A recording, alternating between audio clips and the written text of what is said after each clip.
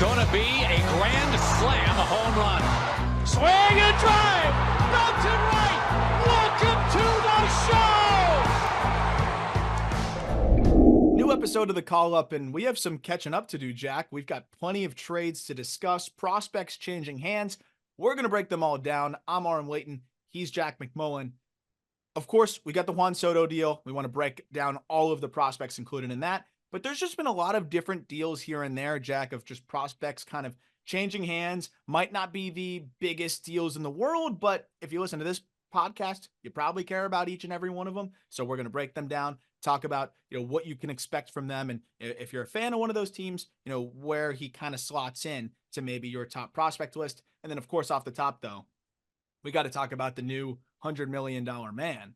That is Jung-Hoo Lee with the San Francisco Giants. I know that was more than you were expecting. It was more than I was expecting, but it also isn't a total shock either after you and I have kind of dove into what the Korean star can be, what he has been already, and the talent that he has and has put on display for 7-8 years already in the KBO and the World Baseball Classic. Yeah, so a couple things off the top. Speak for yourself, because Yorbit Vivas and Victor Gonzalez for Trey Sweeney was my Super Bowl. That was maybe the biggest deal that we've gotten so far. I was a little surprised by, I think the official number was 113 for 6, but he's got a player option after 4. So if he's good, he hits the market again at 29 years old. Two main takeaways for me were, number one, Ohtani got $700 million. I'm never going to view anything as an overpay again, because that's where we're at with baseball money. Everything's an overpay. Xander Bogaerts was an overpay. Trey Turner was an overpay, sure. It's funny. It's a good point. I feel like for every, that's good value deal we get 10, that's an overpay from the general consensus of fans, which isn't really the consensus.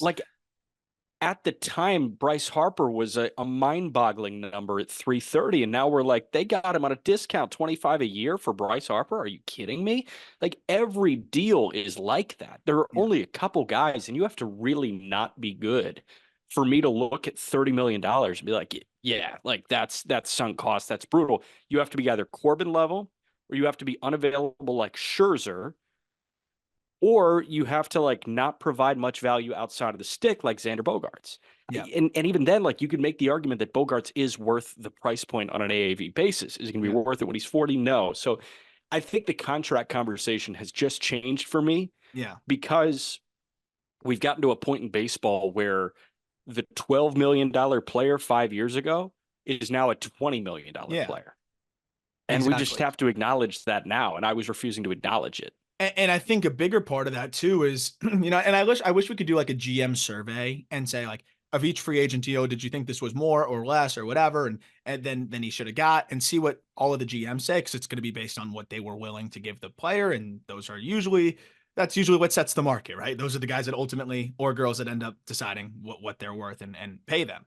But what's interesting with the center field market particularly is, I think we talked about this, a couple episodes ago when we did dive into Jung-Hoo Lee, is that he enters, I think, at the perfect time, where you do have some young center fielders that are exciting, but those guys are under team control for a long time, aren't going to hit the free agent market anytime soon. And that's only a couple guys. Then you have some vets that are really good, but there's not a lot of middle ground in the center field market, whether it's free agency, which we know is thin, other than Cody Bellinger, and he's going to get paid a ton, but also just the center field position in general. We talked about it, I think, where there was only a couple guys that had an F4 above 4, and there's only a handful of guys that had a WRC plus above 100. It is rare to get somebody that can play defense in center field and give you at least above average offense. I think the league-wide WRC plus for center field was 95 last year.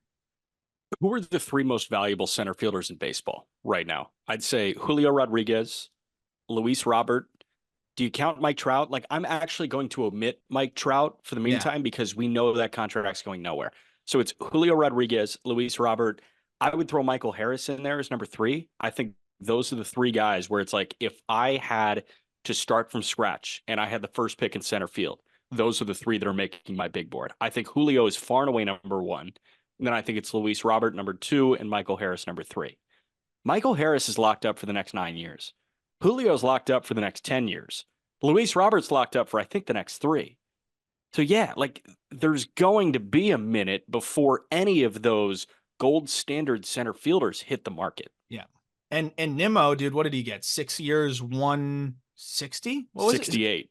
Yeah. I mean, like that Nimmo's really good. And I think you're hoping that Lee can give you, I think his best outcome is something that you've gotten from Nimmo the last 2 years, which is 4 to 5 win player. All of a sudden, a little bit more juice too. But I think there's some similarities in terms of the OBP, maybe just enough slug and improved defense up the middle. But what I think is interesting is you look at the center field kind of collective here.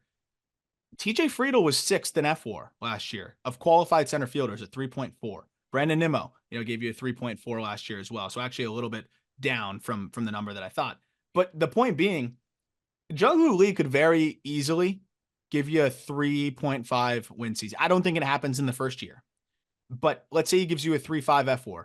That would have put him fifth among major league out center fielders last year. So let's dive into like what the possibility is that he does that year one, Jack, and then maybe what it looks like year 2, year 3. If you want a little bit more on Jung-Hoo Lee, check out one. We're going to be putting out a video on the Just Baseball show YouTube, where it's going to be about 10 minutes of me breaking down everything you need to know. But we also have an article live that's linked in the episode description, and we have an episode a couple episodes ago where we dove into all of those international prospects. So definitely go check that out.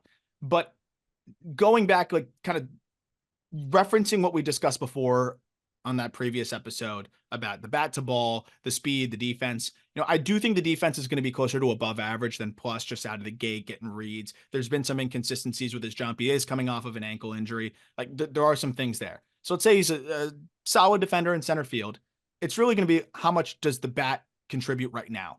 You put him in Oracle Park where the power is not going to play, right? Whatever the home run potential was, which I think was closer to 10 to 15, might be more 5 to 8 there. Does have more space to work with in the gaps.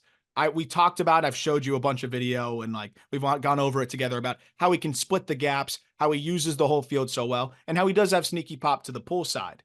We've talked about Luis Arias and how people were like, oh no, he's going to Lone Depot Park in Miami. Now he's going to hit no homers.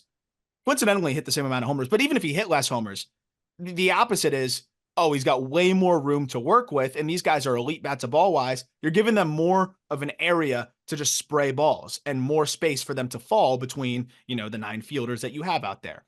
I see that as a big part of why I think Jung-Hoo Lee is actually going to play well. I look at that pull side gap and I say there's a lot of room there. I think he's going to have a lot of triples. I think there's going to be a lot of space for him to bleed little bloopers through because people have to play deep out there in San Francisco. So I think this is going to help ease his transition from a hit tool perspective and help him at least be like a big league average hitter right away. I do think it may limit the upside though a bit. Do you think that's a fair takeaway based on where he's playing?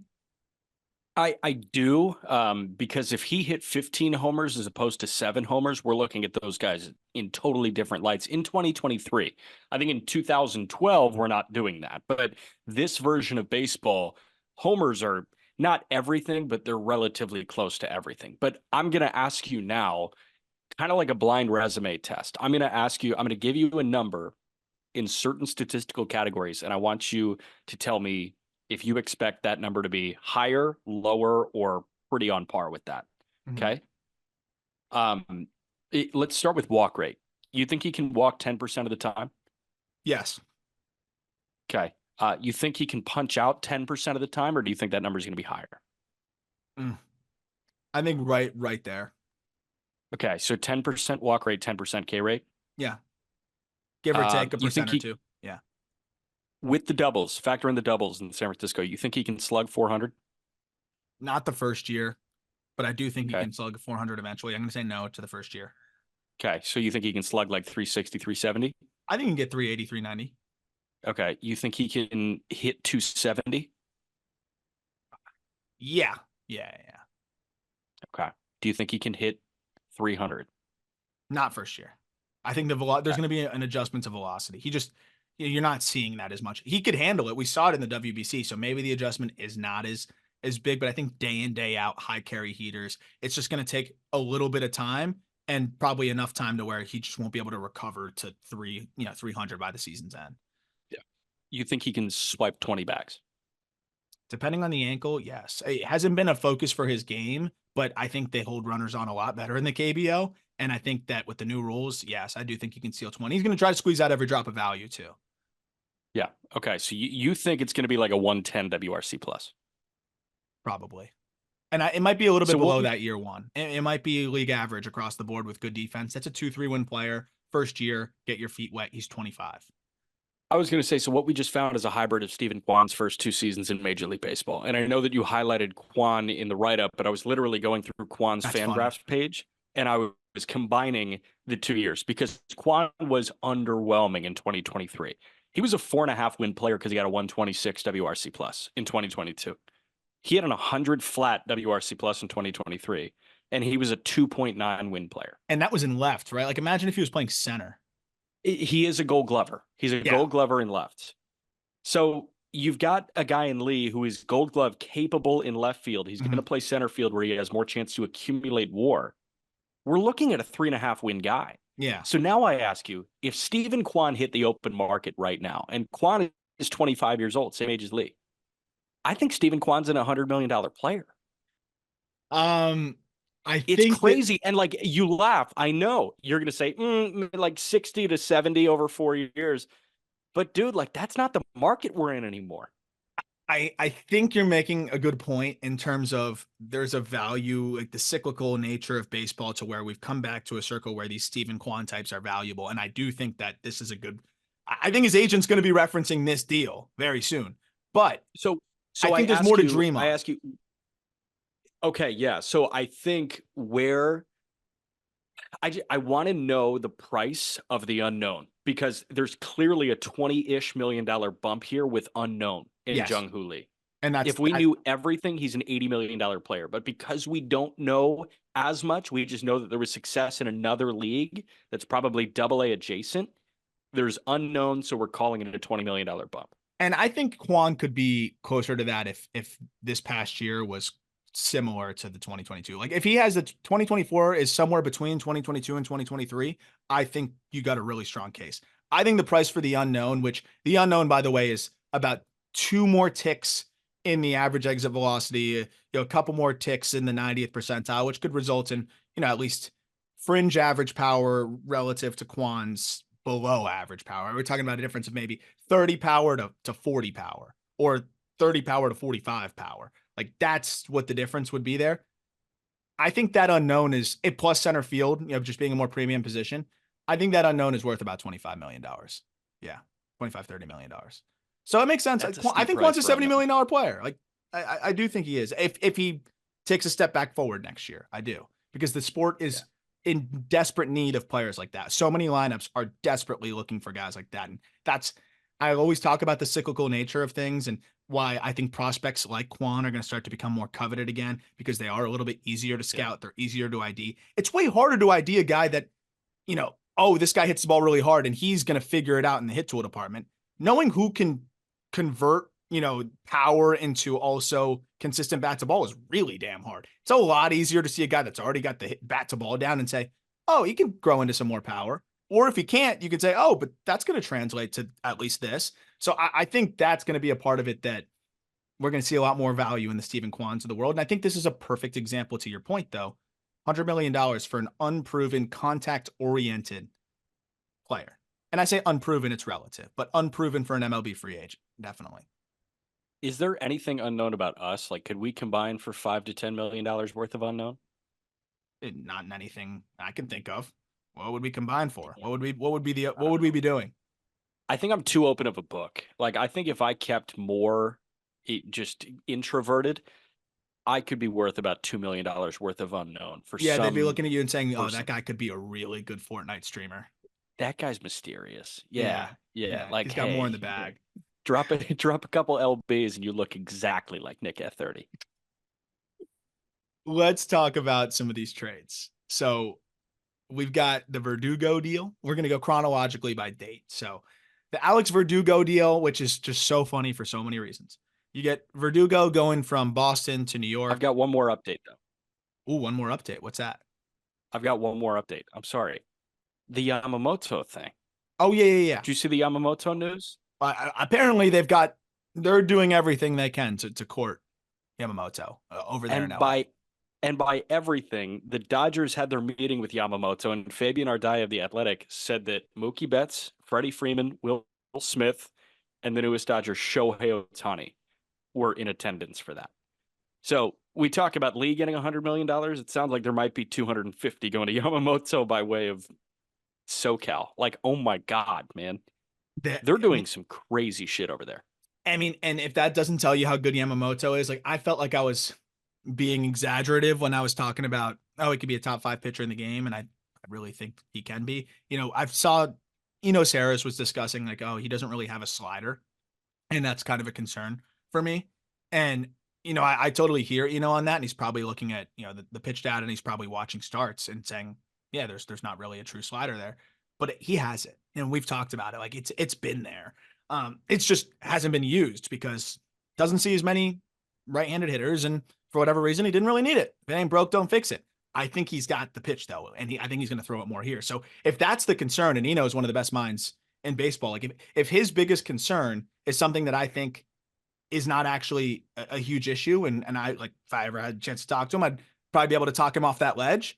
Then I bet Eno would even be like, oh, this is probably a top 5 pitcher then. So I think that is almost furthering the reality. Like the Dodgers are a smart org. They've got even more access to even more information than we have. And they're pulling out all the stops to sign this guy. Holy crap. Yeah. It's going to be crazy. Doing, man. I hope he doesn't go to LA just because I don't want people to lose their minds. And I selfishly would love to see him go to New York so I could go see him a little bit more in person. But, it would be cool to see, 2 of the best Japanese players and 2 of the best players in the world on the same team. And, all of the interest that would bring internationally. I'm sure they'd have a Japanese series lined up immediately right after that and all that good stuff. But, let's spread the guys out a little bit. Let's spread these studs out a little bit.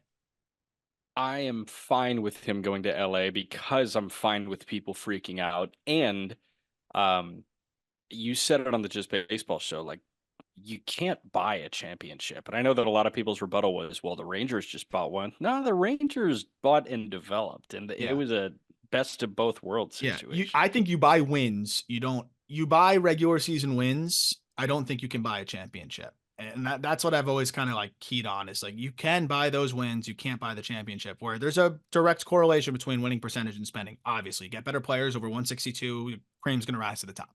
But you got to be built a certain way and structured a certain way to be able to survive the postseason. You've got to be able to have those Evan Carter stepping in and being able to plug in. You've got to be able to survive the battle of attrition over 162. When guys get hurt, do you have somebody that you can plug in like an Evan Carter? Do you have the trade assets to go trade for arms that can bring in? They didn't spend money to go get Montgomery. They made trades off of a farm system that they have that is really good. They didn't spend money on a lot of the other guys that they went out and got. They used assets to go get them. Then they had the big money for the core. So that's the way it works. And for the Dodgers, look, if they're going to win the World Series, it's not just going to be about Mookie, Freddie, Shohei, and whoever. It's going to be some of these youngins that we just talked about.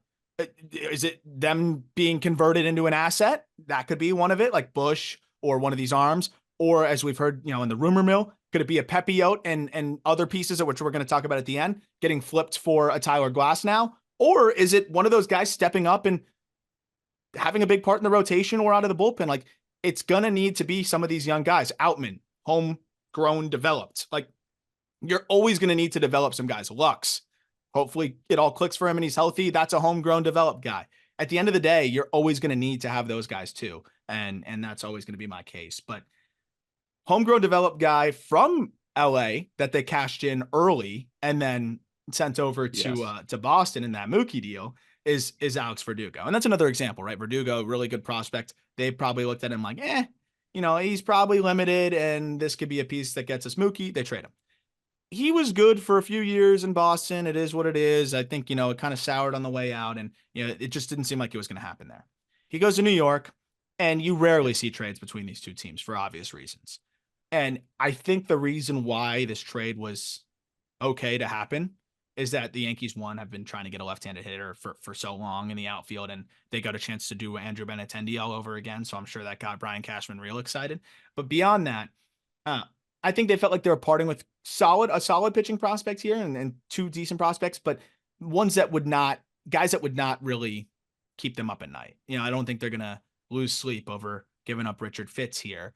Though I do think Richard Fitz is good, and we're going to break that down. Like, I think it is a good get for the Red Sox, all things considered. And then Nicholas Judas, big, tall, 6'8" pitcher, intriguing. Again, I think the Yankees are like, go ahead. If you develop this guy, we'll tip our caps. Like, and I'll get into him a little bit more too. And then of course they throw in Greg Weissert, who you're probably not throwing a bullpen piece over to Boston unless, you feel like, he's probably limited. Fitz is the big get here. And I think given the state of the Red Sox farm system, given the fact that Verdugo is coming off the worst year of his career and limited control and, isn't free. What is he, 8-9 million this year? I think so. Yeah. I thought it was solid to get Fitz in the fold there because he's instantly one of the better pitching prospects the Sox have in the upper levels. He is, and I wonder how early he's going to be thrusted into the big league situation, because those guys, if they were in the Red Sox organization over the last 2 years, I'd say they would be thrusted into the big league situation. And I think that we saw Brian Bayo prematurely thrusted into that situation, but they've kind of pieced it together, man. I mean, Brennan Bernardino was opening games for them far more often than he should have been. Chris Murphy, I love the guy, one of the great personalities that I've met in my, calling baseball time. But, Murphy, he had the chance to be a very serviceable starter for them. He came up too early in his maturation. He really struggled in starts, so they move him to a bullpen role. And Chris has figured it out, but like he's now a tweener. What they've done is like they've unfortunately pushed guys that aren't necessarily ready. And Fitz, I feel like it doesn't necessarily matter if he's ready or not, because it's as close to a finished product in Double A as you will find from a 23-year-old. 152 and 2/3 innings this year across 27 starts. That's nearly 6 innings per start. Punched out 10 per 9. He didn't walk anybody. It was 2 walks per 9. He was voted. So, managers across each league, like the International League, the PCL, the Eastern League, the Southern League, they'll vote on awards at the end of the year. And it's best contact hitter, best power hitter, best fastball, best curveball. It's not best command, but it's best control. And managers in the Eastern League voted Richard Fitz as the pitcher with the best control in the Eastern League. So this is a guy that is never going to beat himself. And that includes his major league debut. Yeah. I think this guy, he could get hit around a little bit in June at Fenway if he makes his debut on a Tuesday night. But man, like, that's okay. I'd rather a guy get hit around than walk 5 guys in the first inning and hang his head for the next 4 days. Yeah, no, I'm with you. And I think that's important. They just needed more arms that are just capable of eating some innings and plugging into the rotation if needed. Fitz, it's a 93 to 95 mile an hour fastball, decent shape. I'd say it's above average. And then the slider is his best pitch. That's been his bread and butter. And it was better and better for him as the season went on. He landed that first strike 70% of the time and held opponents to a .180 batting average. So those 2 pitches alone, are going to allow him to get some big league hitters out, whether it's in a swingman role or whatever.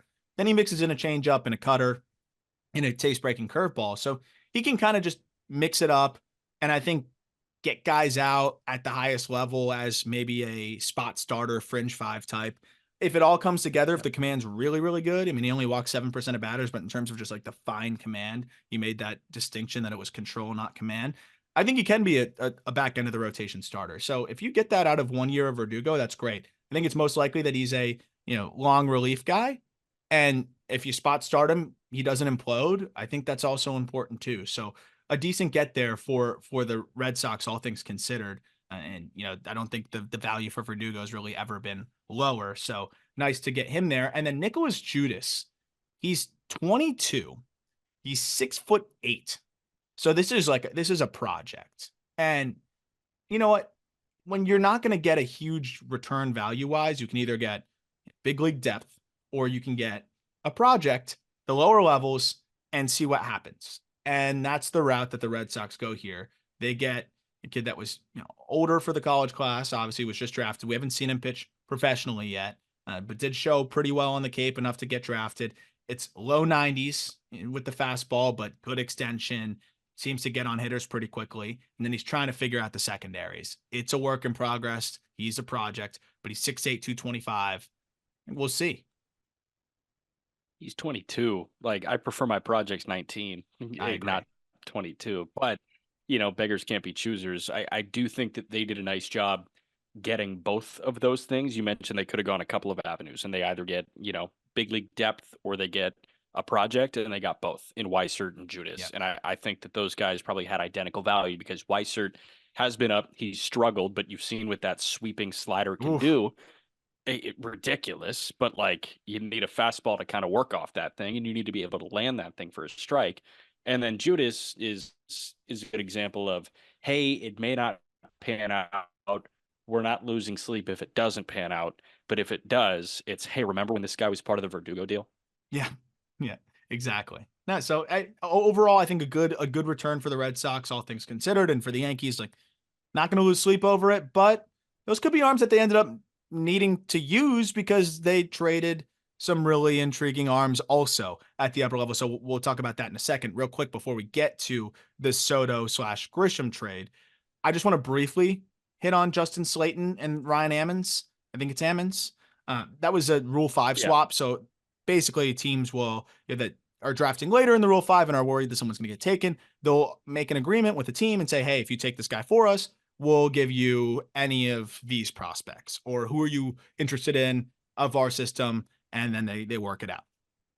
They were able to work it out. I thought the Mets should have kept Slayton. I really liked that get. I thought he was the top arm. I know we didn't talk about him in the preview, but once it got closer and his name started to get floated and I did some more research, I thought he was the top. Now I still think he's the top arm, out of anybody that was taken. And it's a good get for the Sox now to be able to bring him in. And again, we're talking about more pitching depth. This is another guy that I think plugs right into the bullpen, but can give you multi-inning stuff. Fastball is really good.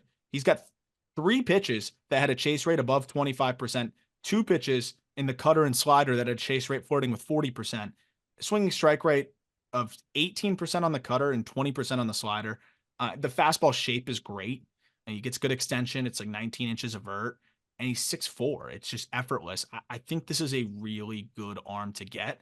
And he seems to be somebody that could go multi-inning relief or 1-inning high leverage. He's going to be a Swiss Army knife for them, I think, because there's going to be a lot of games. I think the Red Sox are going to solidify the staff a little bit more, but we know it was a battle for them to bridge the gap to the back end of the bullpen. And Slayton might be the perfect guy to do that. If your starter only gives you 4, Slayton can give you 2 really good innings and get it over to the rest of the bullpen, or he could be a 7th inning guy for them. I think the stuff is good enough to be that, or an 8th.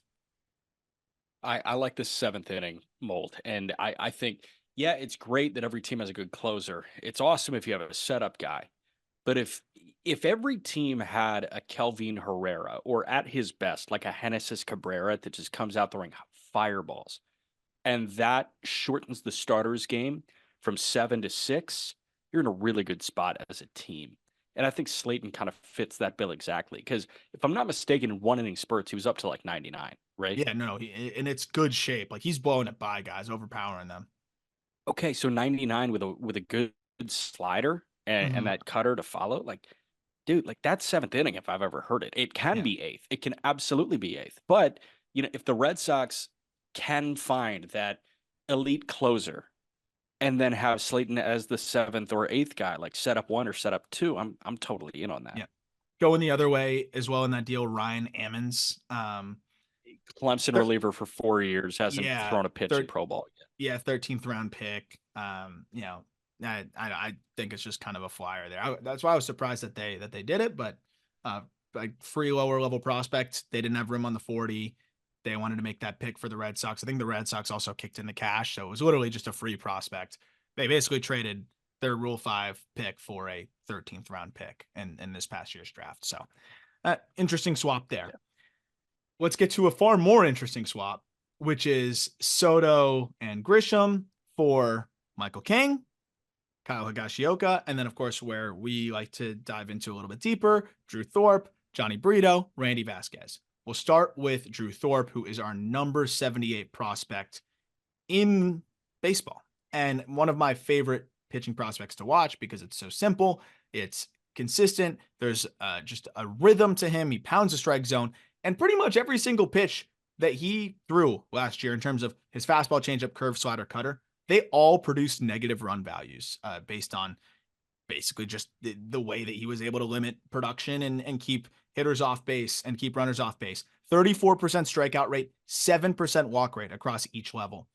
Thorpe is just a pitchability stud. We've talked about him in that through that lens, but the fastball ticking up a little bit to 92 and change, and then also improving in shape a little bit has been huge. Fastball is never going to be great. It's going to be average at best, but to be able to just have that be closer to average and just be able to spot it the way he does, then setting up the changeup at 82 miles an hour that I think is the best changeup in the minor leagues, period. And some of the more ridiculous numbers I've seen. Can you believe? I don't think I've ever seen anything like this.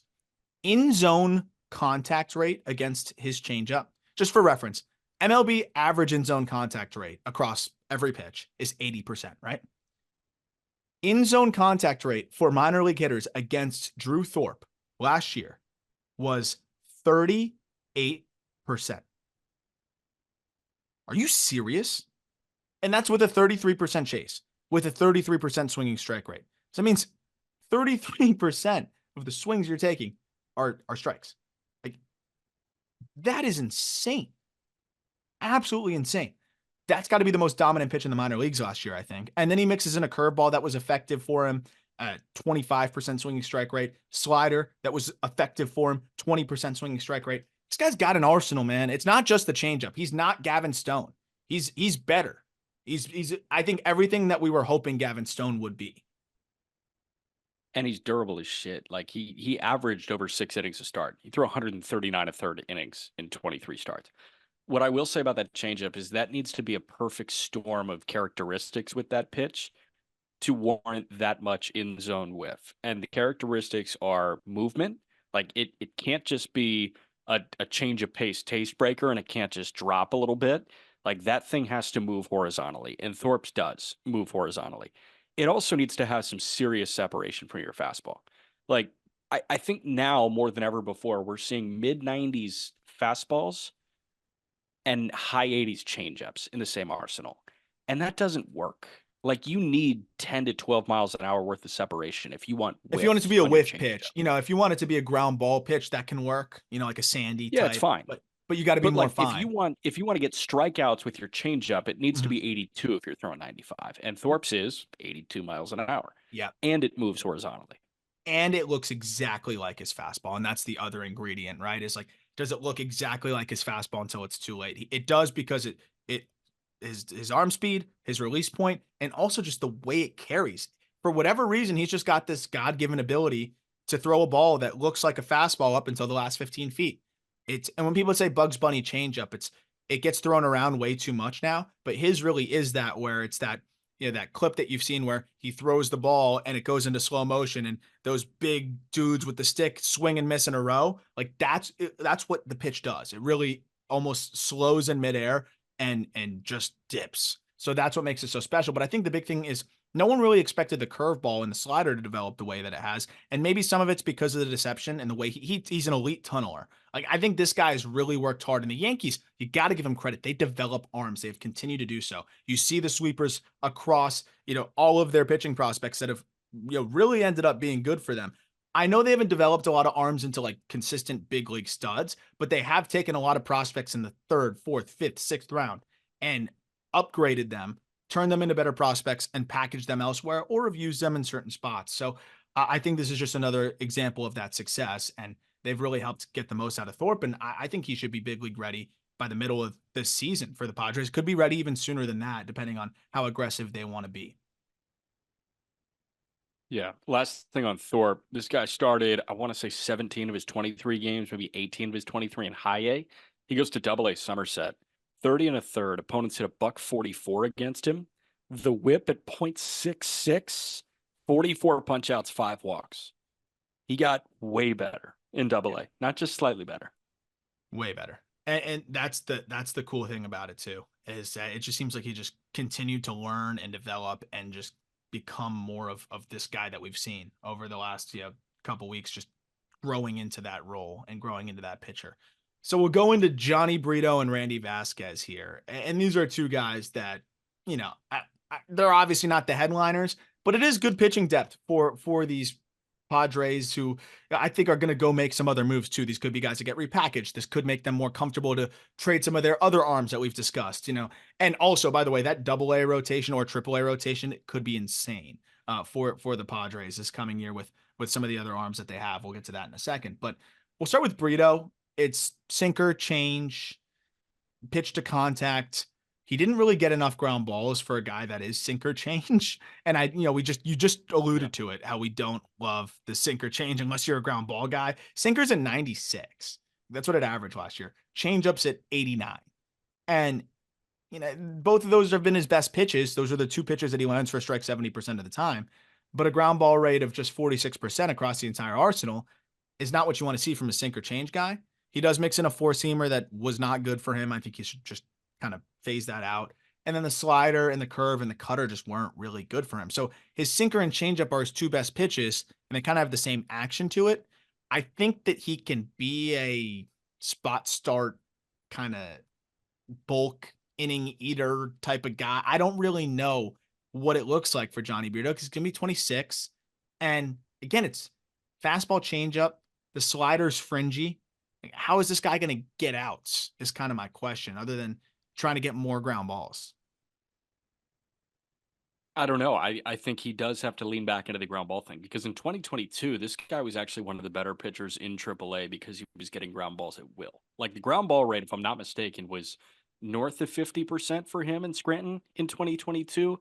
And this year, I don't want to say excited because it's hard to get excited about a ground ball guy in AAA, but he threw 90 innings any which way. He was a Swiss Army knife for the Yankees, and they needed one. They needed 13 starts from him, but they also needed 13 appearances out of the bullpen or, somewhere around that number. But yeah, like, I don't know, sinker, changeup.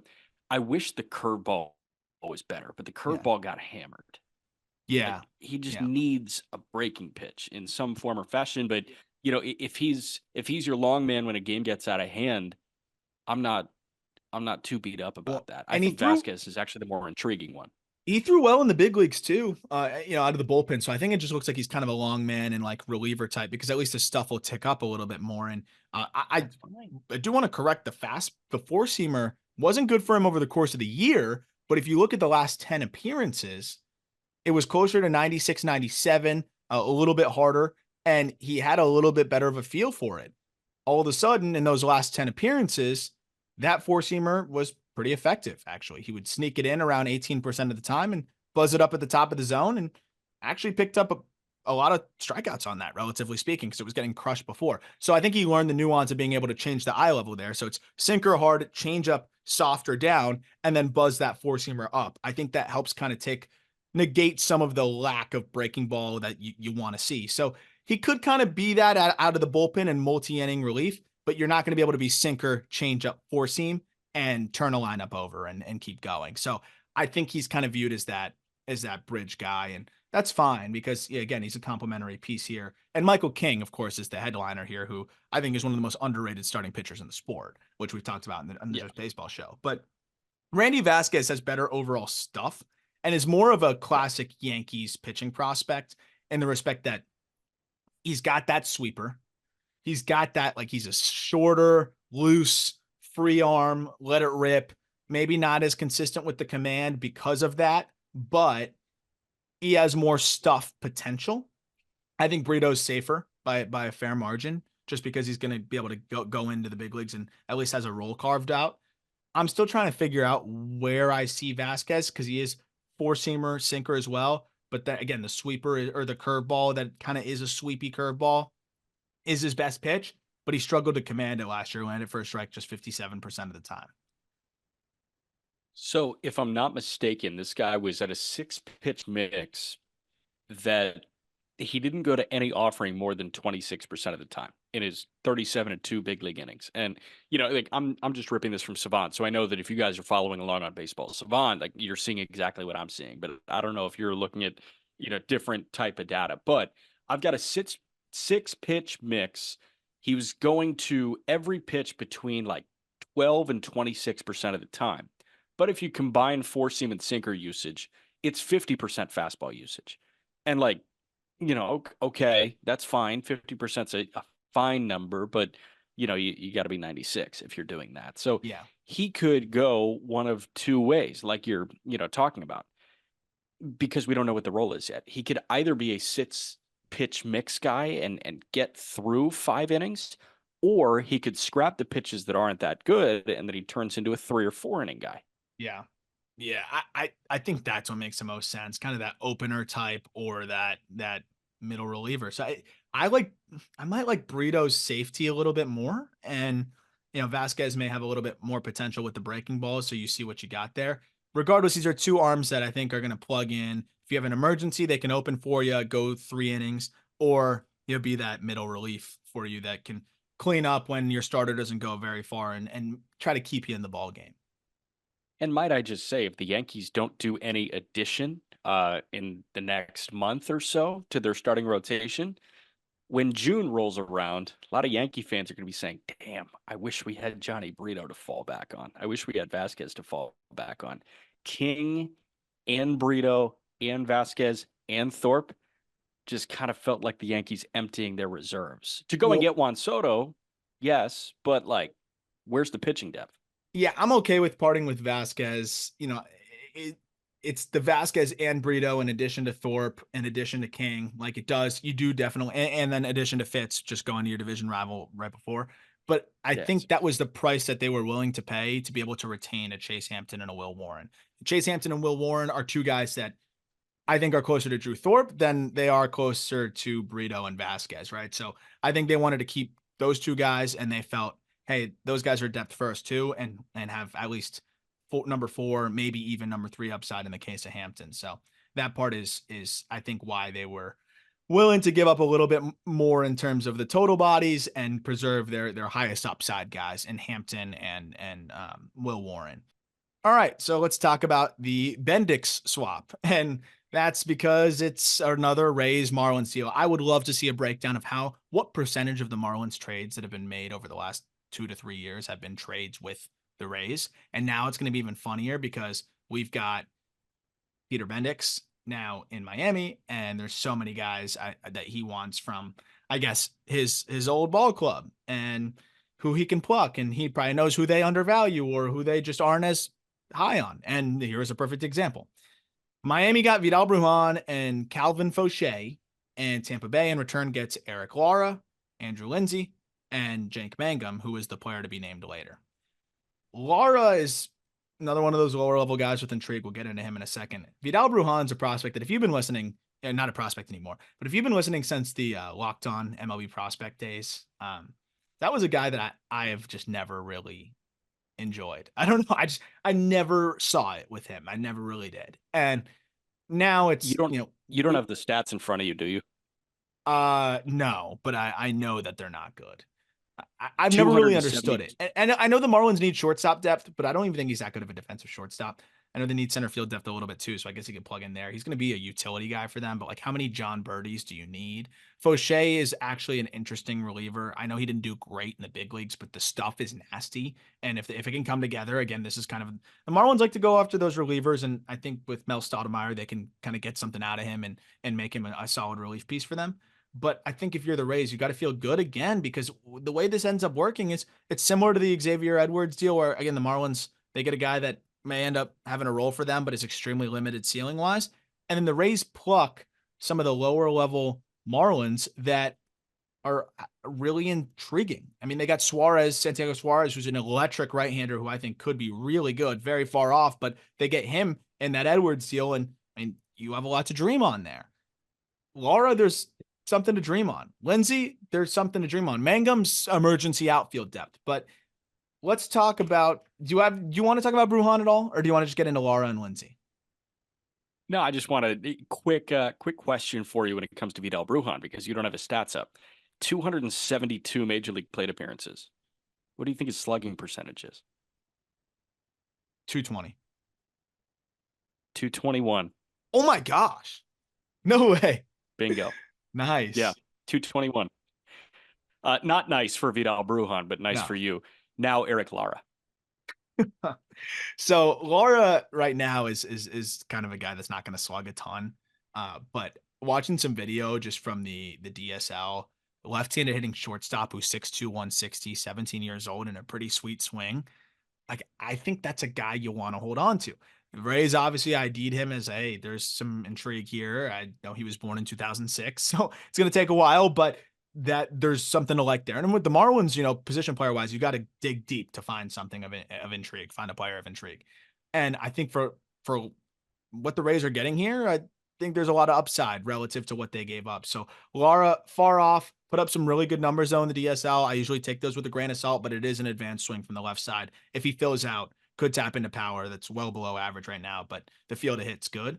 And I would say Andrew Lindsay is a really cool story and loud stuff. And I think this is a guy that the Rays definitely, I don't even have to say I think, the Rays definitely ID'd this guy and said, let's get him in the deal. He's older. The Marlins don't have that much money into him as not a top end draft pick, but the stuff is really good, and maybe we can get something out of this guy. He's fun, man. Do you want to dive into the background of him, or do you want me to? Yes, I would love for you to do that. You've got it down. You were informing me before we recorded. Yeah, because I was just kind of looking at the arsenal. I was like, wow, this guy's really good, and he was actually like overall like more reliable than Dolander was at Tennessee, and he wasn't in the weekend rotation. I think he was a bullpen guy and maybe a sporadic midweek starter until April, and then all of a sudden he became the Friday/Saturday with Dolander kind of functioning as the 1B to Lindsay's 1A, because they were like, wait, this guy's just having a better year than Dolander is at Tennessee. But Lindsay is what, mid-90s on the heater, can run it up to the high 90s, has really good shape, and has that lower release point. Like, I don't know the exact release height. I don't know the data on that, but I can tell you it looks like he is getting down on the hill, and he's working really well from that lower release point with that hard fastball.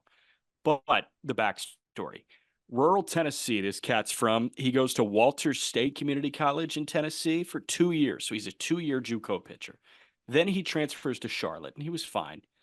I think you've run into this with certain coaches. I've run into it with certain coaches. I have no idea if it's a coach thing or it was just baseball dragging him down in general, but I think he was just a little bit burnt out. So he quit baseball altogether. He was done playing.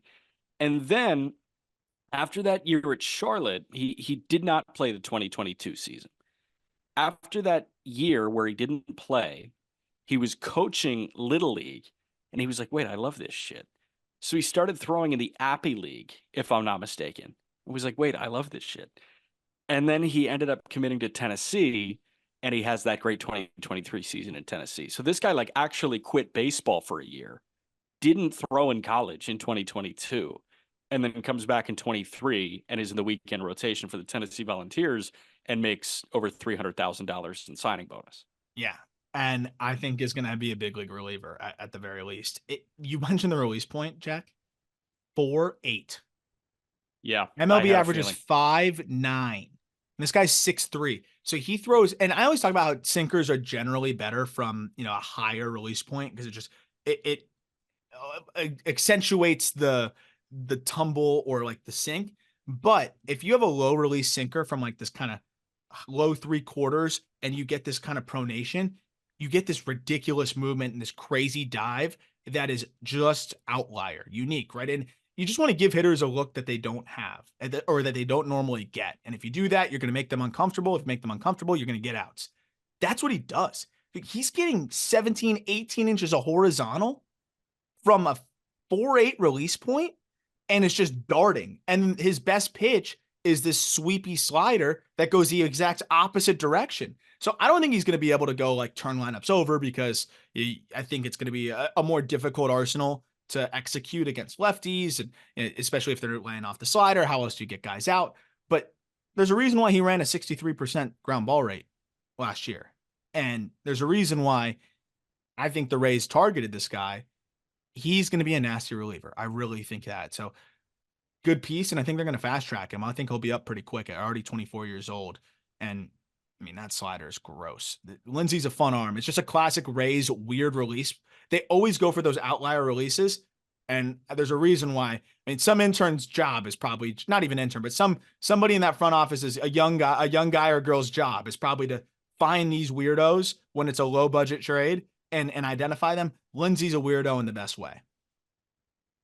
So you said 4.8 or 4.9? I think it's like 4.85. 4.85. Okay. Can you do me a quick favor and look at Joyce's release? Because when I watched that guy, I just saw a starter Joyce, and it wasn't 105, but like Ben Joyce came from there. And if Ben Joyce was throwing a sinker, I was like, wow, that's a ground ball machine. It would be Gratterall-esque, I think. Ben And Joyce is it wouldn't have 4.8. gotten the whiff. Yeah, it's the same thing where it's not sidearm, but it's like they come from this slingshot on the side. It's Mhm. Bumgarner with a shorter radius. Mhm. And Tennessee might just be teaching that. It's like, hey, you're going to throw 1,000,000,000 miles an hour if you From do right that. Look at here. Ben Joyce. And Lindsey leaned into it, man. I have no idea if he threw like that at Charlotte, but there's something about that arm swing and that slot that I love a sinker coming out of. It's awesome. And I think it's better for Lindsey because Joyce is kind of dead zone shape and yeah, or sorry, yeah, Joyce is kind of dead zone shape and Lindsey gets this crazy horizontal. You want to get away from the dead zone because you already have a funky release. Like have something else shape wise that's also going to get you away from what guys are normally used to seeing. And I think that's kind of the missing piece right now with Joyce aside from health. But when you throw 101, the shape doesn't matter as much. And if you throw 101 from that spot, as long as he stays healthy, it should play. Yep. Moving on to and then Jake Mangum, great defensive center fielder, bat to ball, switch hitter, just consistently put up good numbers in the minor leagues, but chases too much, and I think that's kind of been the criticism on him there. And obviously limited power, but definitely a good emergency outfielder to have there in AAA. The Tyler O'Neill trade, short and sweet. We can talk about it. Nick Robertson and Victor Santos. Tyler O'Neill going over to the Red Sox. The Red Sox aren't really in a position to be trading much pitching. They do move a reliever. The Cardinals are kind of collecting relievers right now, like Infinity Stones. I mean, we saw them in the Rule 5. I feel like they're just kind of picking up guys left and right. Even in some of these smaller deals, it seems to always be like they're looking for relievers. Robertson didn't do great in his big league debut, but I like a lot of what he has going on beneath the hood. You got a 96-mile-an-hour fastball with good shape. You've got a nasty changeup with about 8 miles per hour of separation, sometimes 9. And I think those two pitches alone from a 6'6" guy who really works downhill and gets on you. Like I think that there was a little bit of bad luck in his MLB debut, and I do think that this could be a solid reliever for them. It's Tyler O'Neill, so you're not going to be worried about trading a reliever, but the Cardinals, I think they feel like this is somebody that could help them in the bullpen this year. To be honest, I have nothing to add about these guys. I didn't know who they were for this Tyler O'Neill trade. Like I don't know. Enough. I feel like I'd be doing a disservice if I was like, oh, I'm going on Baseball Reference now and I'm telling you what I know. Like I didn't know anything about these guys. That's more than fair enough. Victor Santos, I don't know much on, to be honest as well. I mean, he has only really thrown in the Winter League, I think this past year. So I don't know if he was hurt. I don't know what the deal was. But with Santos, I mean, we'll see. Like I don't know.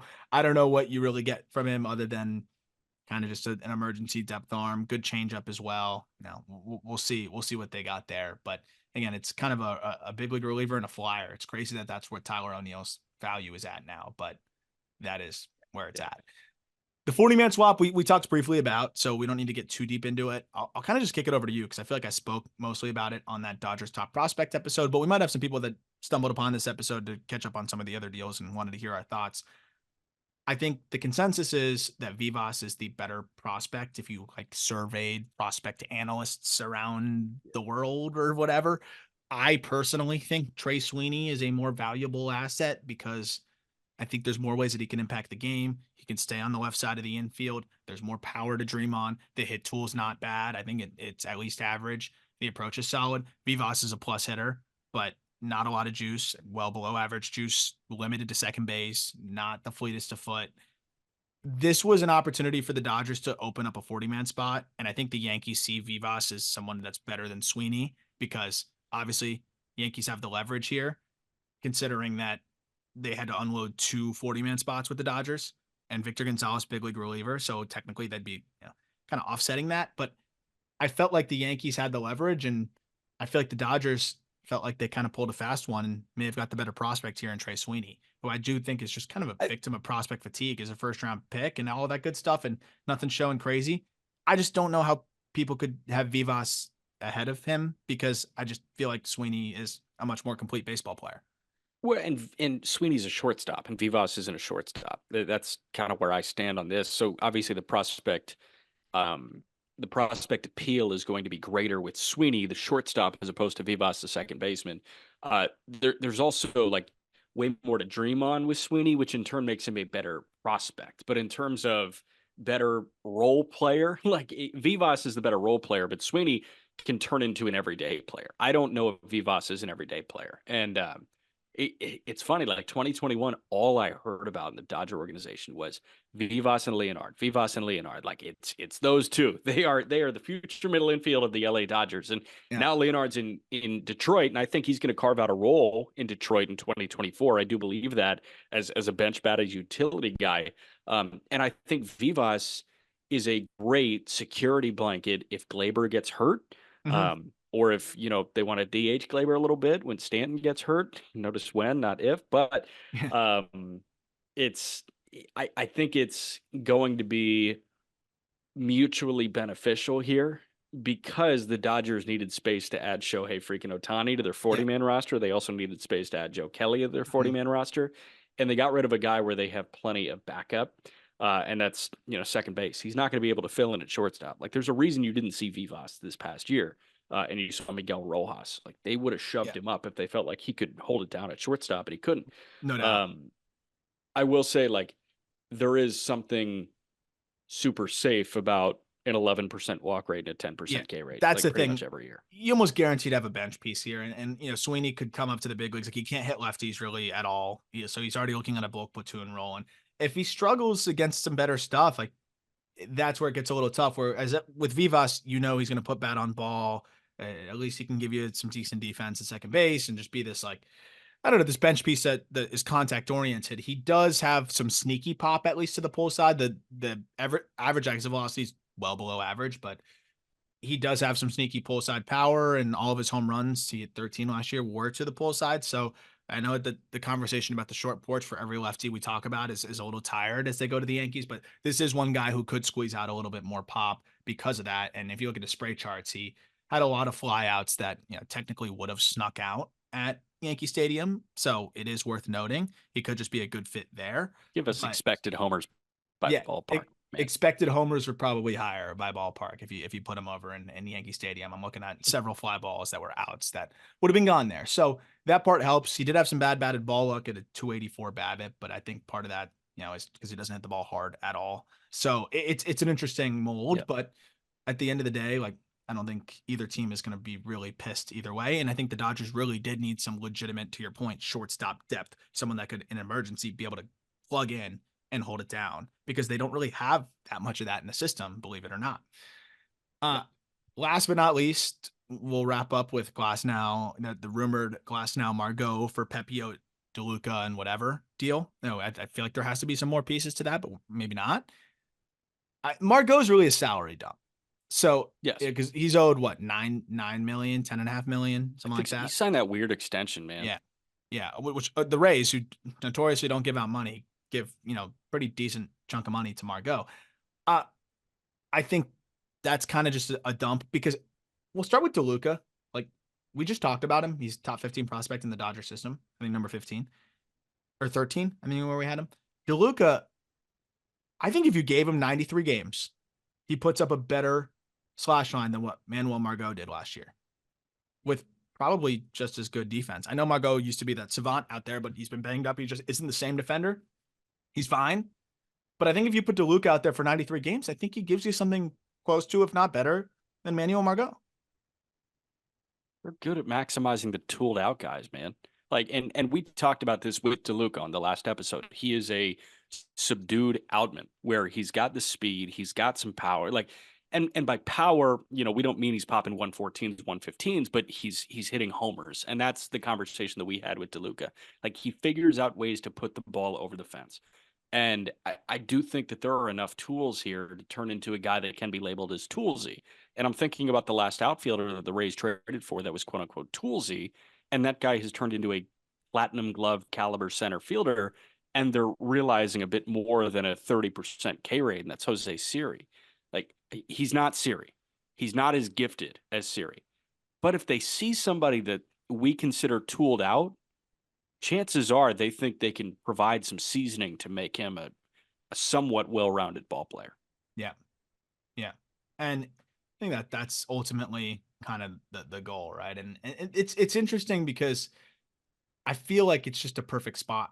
And I think the Rays kind of look at it like, okay, we're gonna cash in on Margot. We're gonna get a guy that, or just dump the cost there and get a guy that if we plug in, kind of try to get the most out of him, put him in the positions to succeed, can end up replacing Margot's production and then some at much cheaper. And I do think, to your point, I know you've always loved DeLuca, like he could be a little bit better than that. And he comes with those years of control, but also you're giving up 1 year of Glasnow and getting what, 4 or 5 years of Pepiot. Pepiot looked fantastic at the end of last year. And I think that would be a really, really, really good get for the Rays, who could continue to maximize this guy. It's been ups and downs for him. He's been a guy that has been really hard to figure out. And I think he's really struggled to figure out, you know, just how he wants to pitch as well. And it just felt different at the end of the year. It felt like he finally found something and things were really clicking for Ryan Pepiot. So I think that would be a really good get overall for the Rays. I know it doesn't sound like the sexiest, but DeLuca, as you mentioned, would be ready to go, would plug into the outfield rotation for them right away, crushes lefties. And then you have Pepiot, who probably spots right into your rotation, and they need some arms that can go right into the rotation that can get outs right away. I know it sucks that you're giving up a Glasnow, but I mean, that is a good way to offset give him it. up anyways. Yeah, you were going to give him up anyways. You'll probably get another flyer or two in that deal. You'll get something else in there. But you got to put a guy that's probably going to play 70, 80 games for you if this deal goes through in the outfield in DeLuca. I do think he could play that many games for them and really pick up that Margot role. I think you're looking for him to replace Margot's production. I think he can do that exactly, but with a fair degree of certainty. I think it's pretty probable that he could do that. And then you get Pepiot. He's not going to match Glasnow, but it's 1 year of Glasnow. So you're going to get 4 years of production, hopefully, from Pepiot. That should be nice for the Rays, and then we'll see what other pieces they can get in there. But if it was just that and nothing else involved in the trade, do you think that's a good move overall for the Rays? Do you think they're getting enough? I think they're getting enough because you got to consider the money that's changing hands in the market that needs the $30 million, right? Going towards the Dodgers. 35. I think Glasnow's owed 25 and Margot's owed 10. Yeah. And he's $35 million for those two guys is, not a lot of teams are barging down, the doors at Tropicana to pay those two guys $35 million. I think Glasnow, yes, but Margot at 10, that's an anchor on top of it too, right? Because Glasnow, it's like, all right, 25 for him, but it could go badly if he's not healthy, blah blah blah. And now on top of that, you got the 10 to Margot. Yeah, it's $35 million. It's a lot of money. Yeah, that's a lot of money. And here's the thing: the Dodgers don't necessarily feel it because apparently they have 68 and 2039 they're going to give to Shohei Ohtani, but the Rays feel it. We know the Rays feel that. We know the Rays feel $10 million, let alone $35 million. And they go from a guy that's going to make 25 and a guy that's going to make 10 to two guys that are going to make $750,000. And Pepiot, you mentioned, in as deeply analytical as I can put this, and in as I guess scholarly as I can say this, it just looked like he had some shit to him at the end of the year. It looked like he was throwing with some confidence. And I love guys that throw like they have some shit to them. And I think those are the best guys in baseball where, yes, they have the data to back it up. Yes, they have the numbers at the end of a given year. But when you show up to the ballpark, you want to see somebody compete. And it looked like Pepiot was competing. He lost a ton of weight in between 22 and 23. And he looked like he was throwing angry in a good way. Yeah. And I really appreciated seeing that from a guy in Pepiot when you didn't get it from Stone. And at points you didn't get it from Sheehan. They needed Pepiot last year. I think that the Rays were encouraged. He's got more ways to get you out. That's the thing too. You mentioned Stone and somebody. He's just got more ways to get you out. And I think they like Sheehan long-term because of the way this stuff plays, or the Rays may have preferred Pepiot just because of the way he finished the year. But last 8 appearances at the big league level, opponents at a $179 against him. The changeup, we know how disgusting that pitch is, 42% chase rate. And then he adjusted to this cutter, and this cutter seemed to be like opening up a new world for him where he needed that third pitch that he could command consistently. It gives him a third speed because the changeup's mid-80s, fastball's mid-90s, and this cutter's upper 80s. And he's like, finally, I don't have to be fastball changeup. I can change things. I can really do that. And I really think that's what helped him dominate hitters, big league hitters in those final 8 appearances. 24% K rate, 3% walk rate. This guy gained a ton of confidence, 38 Ks, 5 walks. So that part's really encouraging. He did give up 7 home runs in that span. So it's all about keeping the ball in the yard, and we'll see if he can do that. That's going to be the question. But I think you got to feel really good about what Pepio did to finish the year. And if the Rays get him, I think they're going to help maximize, what he's got going on with that arsenal and keep growing. And I think the Rays, if they clear that money, they're going to go sign somebody else too, right? Who's going to be the next like Eflin that they're going to be able to bring in at 15 mil a year or whatever and maximize. And you pair that guy with Pepio, you might get more production then. You clear that money, you get Pepio, and then you go sign another arm instead of a 70% available Glasnow on a good year. The Rays are probably looking at it like a hedge fund and looking at all the assets and saying, hey, we're probably getting more value here. And they probably will. So I think the trade's great for the Dodgers, ups their bot, I think gives them way more upside. And ultimately they win the World Series with a Glasnow pitching to the best of his ability on top of the guys that they're adding. Like, you need everything to be clicking. That's the way to do it. They're pushing the chips forward if this deal is completed. And I like it for both parties, but that's all I got on that one. I like it too. Yeah, last thing I want to do is kind of run through the depth chart for Tampa, because it's kind of bizarre. And like, part of me is thinking that they do just sign Tim Anderson to a 1-year deal because they need help, like bad. As of right now, the catching duo is Rene Pinto and Alex Jackson. Ouch. That's not good. Like, that's nowhere near as good as Bethancourt and Mejia, and that wasn't even good in 2023. First base, you got Yandy Diaz, surely. Second base, Brandon Lau, surely. Shortstop, no wonder. He's listed on Fangraphs. No wonder. Oslevis Basabe, Junior Caminero. You're relying on those guys to be good right away. And is Caminero going to play shortstop? I'd assume so. Third base, Isaac Paredes. Is Paredes going to get traded? In the outfield, you got a Rosarena, you got Josh Lowe, and you've got Jose Siri. All right, perfect. But then the bench, Taylor Walls, who might be the starting shortstop. Margot, as of right now, we're factoring him out, and you got DeLuca in there, and then Harold Ramirez. And the reserve outfielders there, like the guys in AAA, Greg Jones, Cam Meisner, Tristan Peters, Mangum, Nico Holsizer, Mason Howard, like, those guys are not good enough for a team that wants to win the American League East. So there has to be something hidden on the free agent market that we're just not seeing right now. No, that or they're going to make a trade. They're going to do something. I'm with you. I think they're going to be very active, because there's no way that they're looking at that situation and saying, all right, we're good to go. And I know it's the Rays, but even then, I think that's why DeLuca is a perfect fit for them. He takes those left-handed at-bats away from Lowe, and then spot starts here and there, for the other guys in the outfield. And there's a really good, guy to just kind of spell the situation there, but they got to find some veteran, I think, infield help there too. So I'm very fascinated to see how they approach this and what direction they go. Tim Anderson and Brandon Crawford, man.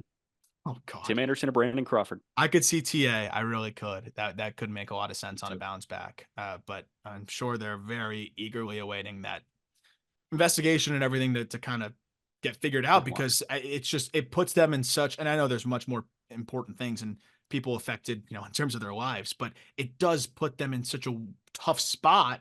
I don't envy the people that are in charge of making roster moves right now for the Rays when you're in flux like that, right? You don't want to give up assets. And then all of a sudden, let's say Wander does end up being able to play and come back. Now you gave up assets for an infielder that's now kind of blocked. Like, it's chaos. I can't imagine trying to navigate that. So I'm fascinated to see what the Rays do, but I know they're going to make a splash. So I'm excited to see what that is. And of course, we'll break it down. So that'll do it for this episode. If you could take the second to leave a rating, subscribe to the show on YouTube, that would be great. And as always, thank you for listening. Look forward to talking prospects with you at the end of this week.